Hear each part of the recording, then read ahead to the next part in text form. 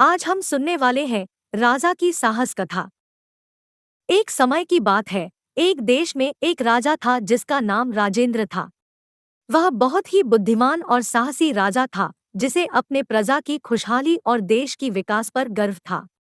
उसके राज्य में शांति और सुख का माहौल था। एक दिन राजेंद्र राजमहल में बैठे हुए थे और उन्हें एक विचार आया कि उन्हें अपनी वीरता और प्रजाओं के साथ अपना प्रेम साझा करना चाहिए।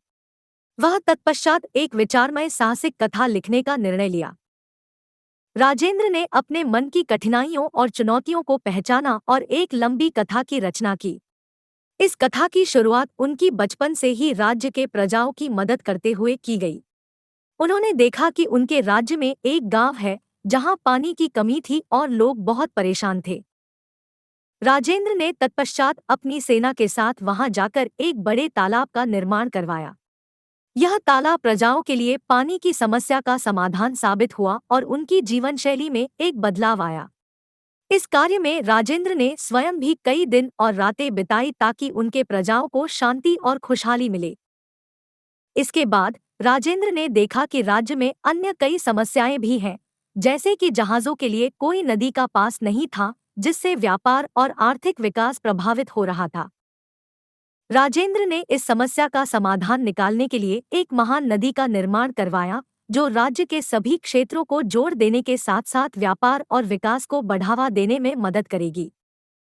इसी तरह राजेंद्र ने अपने राज्य की अन्य समस्याओं को ध्यान में रखते हुए एक-एक करके समाधान किए। उन्होंने शिक्षा, स्वास्थ्य, कृषि और खाद्य सुरक्षा के क्षेत्र में भी महत्वपूर्ण कदम उठाए।